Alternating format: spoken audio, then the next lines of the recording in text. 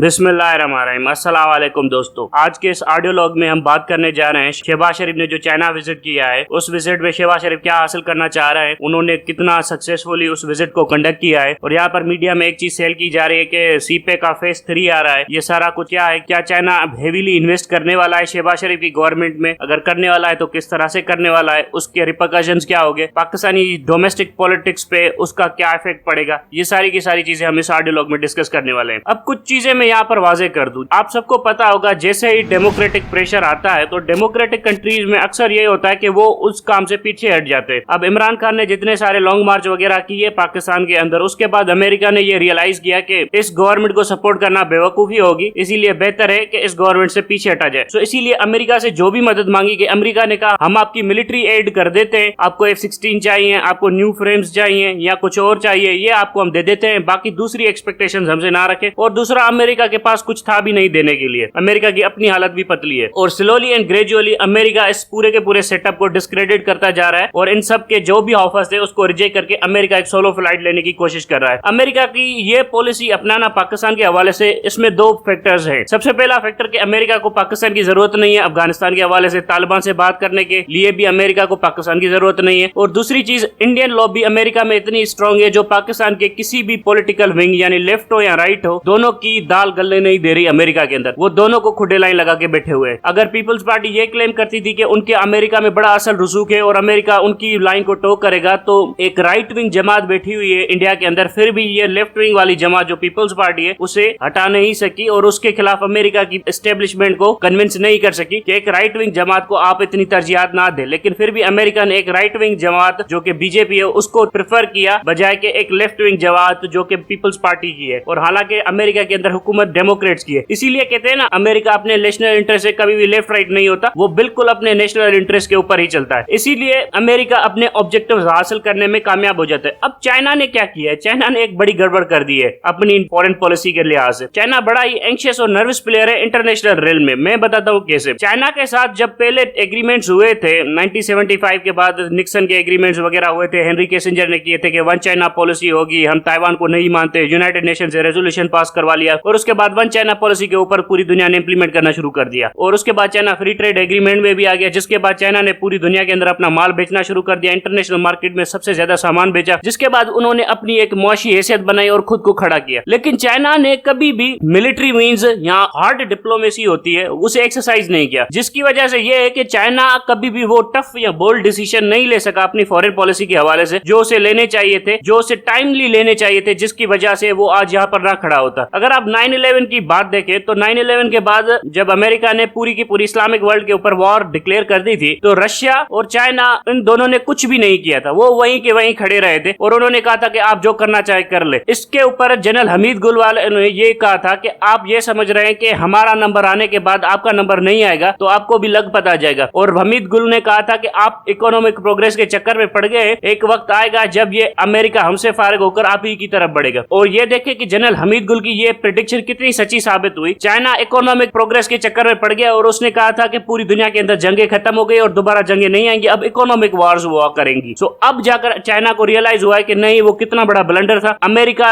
इसीलिए economic policy और economic war throw कर रहा था चाइना के ऊपर और रशिया के ऊपर कि वो उसे कन्विंस करना चाहता था कि अब हमारे दरमियान कोई भी मेजर स्केल की वॉर नहीं होगी और सिर्फ इकोनॉमिक कॉम्पिटिशन होंगे। वो इसलिए कर रहे थे क्योंकि वो मैसिवली इंगेज थे हमारे साथ जंगों में, अफगानिस्तान के साथ जंगों में, लिबिया, कदाफी वगैरह, ये सारी की सारी मिडिल ईस्ट की जंगों में वो बहुत ज्यादा बिजी थे। वो 2-3 फ्रंट एक साथ नहीं खोलना चाहते थे, इसीलिए वो सारा का सारा इकोनॉमिक ड्रामा वगैरह क्रिएट कर रहे थे चाइना के सामने। अब जब वो फारिग हो गए इन तमाम तर झबेलों से और जंगों से, उसके बाद जाकर वो सीधा रशिया से टकराए और सीधा वो जाकर टकराए चाइना के साथ जो उनके स्ट्रेटेजिक राइवल्स है। अब चाइना को रियलाइज हुआ है कि उन्होंने कितनी बड़ी मैसिव मिसकैलकुलेशन कर दी मुसलमानों का साथ ना देकर उस टाइम पर। अब चाइना को रियलाइज हुआ है कि वो कितने बड़े मतलब है ना अलग ट्रैक के ऊपर चल रहे थे कि इकोनॉमिक कंपटीशन हो गया, मिलिट्री कंपटीशन वगैरह नहीं होगी। जिस तरह की मिलिट्री डिप्लॉयमेंट सीरियसली अमेरिकन ने करना शुरू कर दी है ना चाइना के इर्द गिर्द, उससे चाइना को रियलाइज हुआ है कि जंग आ जाएगी कल आई। अब इसी एंजाइटी के अंदर चाइना अपनी फॉरेन पॉलिसी को मैनेज कर रहा है और चाइना बड़ा ही डिप्रेशन और एंजाइटी के अंदर ये सारी की सारी फॉरेन पॉलिसी मैनेज कर रहा है। अब इन्हीं सर्कमस्टेंसेस के दौरान जो चाइनीज डिप्लोमेट पाकिस्तान के अंदर है वो इधर उधर भागते फिर रहे कि इमरान खान का क्या बनेगा, शहबाज शरीफ तो नहीं रहेगा, मिलिट्री का सपोर्ट किसे, और फिर इमरान खान हमेशा रहेगा। और इसी बुनियाद के ऊपर वो अपनी पावर कैलकुलेशंस वगैरह कर रहे हैं। वो ये समझ रहे हैं कि चाइनीज डिप्लोमेट जो जहां पर इस्लामाबाद में मौजूद हैं कि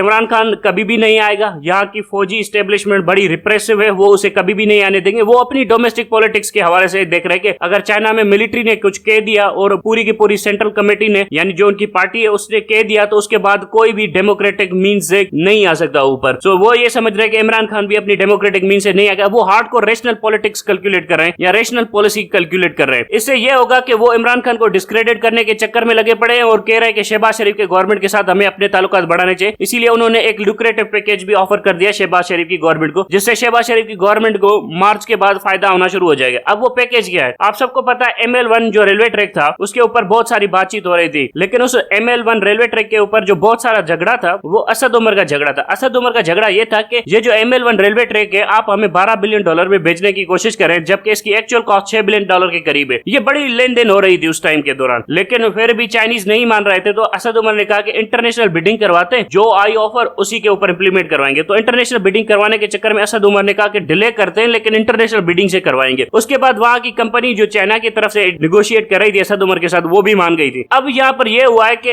इन लोगों ने पता है क्या किया? इन लोगों ने कहा कोई इंटरनेशनल बिडिंग करने की जरूरत नहीं, आप $10 बिलियन में बना देना चाहते तो बना दीजिए। इसकी जो एक्चुअल कॉस्ट है ना वो पड़ती है $5 बिलियन के करीब, और $1 बिलियन का इसमें प्रॉफिट जाता है जो कि चाइनीज कंपनी खुद लेना चाहती है। लेकिन यहाँ पर मसला ये हुआ है कि इन लोगों ने $10 बिलियन में कॉन्ट्रैक्ट साइन कर दिया है शहबाज शरीफ की गवर्नमेंट ने, और उसके ऊपर ये बड़ी तालियां वगैरह बजाते फिरेंगे। हकीकत ये है कि इन $10 बिलियन में से $2 बिलियन इन्होंने किकबैक लेना है और $3 से $4.5 बिलियन उस चाइनीज कंपनी ने किकबैक लेना है। उसके बाद ये सारा का सारा प्रोजेक्ट बनना है पाकिस्तान के अंदर, और इसके चक्कर में पाकिस्तान को $1-2 बिलियन मिल जाएंगे, जो कि इस वक्त पाकिस्तान की सख्त जरूरत है क्योंकि हमने इंपोर्ट्स मंगवानी है। सो इस तरह की ये डील निगोशिएट करने के बाद उसके बाद ये कहेंगे कि हमने देखे सीपेक को रिवाइव कर दिया, हमने ये डील कर दी, वो डील कर दी। ये तो बाद में चलकर पता चलता है कि इस डील के अंदर निगोशिएट क्या किया गया था, क्योंकि डिटेल्स तो इन्होंने बताने नहीं होते। ये सिर्फ मीडिया के ऊपर एक नैरेटिव चलाने के चक्कर में बैठे हुए होते हैं। मैं 100% गारंटी करता हूं चाइना इनको ये डील दे देगा। चाइना ये डील इसलिए देगा क्योंकि पता है चाइना को भी अगर इमरान खान आ गया तो ये डील रीनिगोशिएट होगी और $6 बिलियन के ऊपर आएगी। अब चाइना ने इस तरह से बड़े पैसे कमाए पाकिस्तान से, तकरीबन $23 बिलियन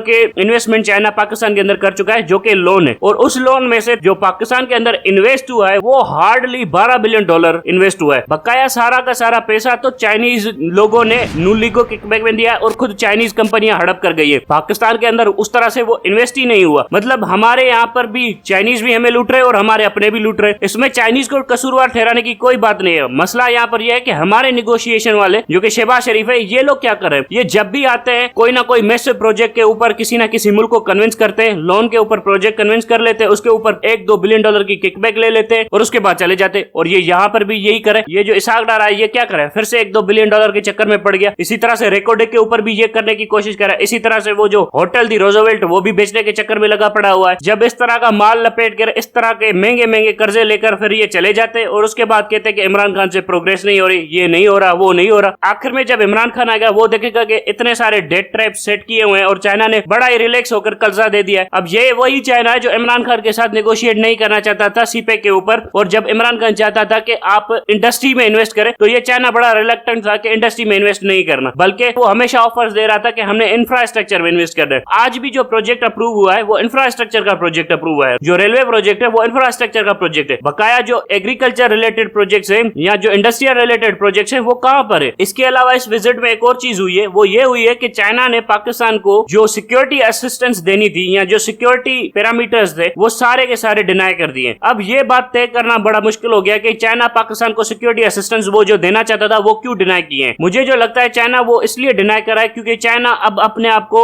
इंडिया के साथ बहुत करीब करने के बारे में सोच रहा है। जयशंकर हमेशा चाहता था कि इंडिया के साथ चाइना के ताल्लुकात बेहतर हो जाए और चाइना और इंडिया एक यूनानिमस पॉलिसी बनाए एशिया के हवाले से, और जिसके ऊपर जयशंकर हमेशा चाइना को ऑफर देता रहता था, लेकिन चाइना हमेशा रिजेक्ट करता रहता था उस ऑफर को क्योंकि वो पाकिस्तान के साथ टो करता था अपनी पॉलिसी को। लेकिन इस वक्त मुझे जो समझ में आ रहा है कि चाइना ने अपनी स्ट्रेटेजिक प्लानिंग को 180 डिग्री टर्न अराउंड किया और उसके बाद इंडिया के साथ ही वो अपना फ्यूचर देख रहे हैं। अब ये पाकिस्तान का सबसे बड़ा नुकसान है। मुझे ये कोई समझाए कि ये किसके खाते में डाला जाए। ये जो 2% की फौज, ये जो DGISI है जिसकी कोई हैसियत नहीं है, ये जो जनरल बाजा जिसकी कोई हैसियत नहीं है, ये जो चीफ जस्टिस है जिनकी कोई हैसियत नहीं है, इन लोगों ने पाकिस्तान की नेशनल पॉलिसी को टो करना शुरू कर दिया। सियासी लीडरशिप घर बैठ गई और उसके बाद ये कह रहे हैं कि अब हम रिटायरमेंट लेकर पेंशन लेकर चले जाएंगे, आप जाने आपका मुल्क जाने। इसीलिए मैं बार बार कहता हूं कि अगर इस मुल्क को चलाना है तो सियासतदानों ने चलाना है, इन 2% के ब्यूरोक्रेट्स ने नहीं चलाना। ये आते हैं फिर कर चले जाते हैं फिर तमाशा होता है। Long term strategic policies bureaucrats कभी भी नहीं बना सकते। Thank you very much.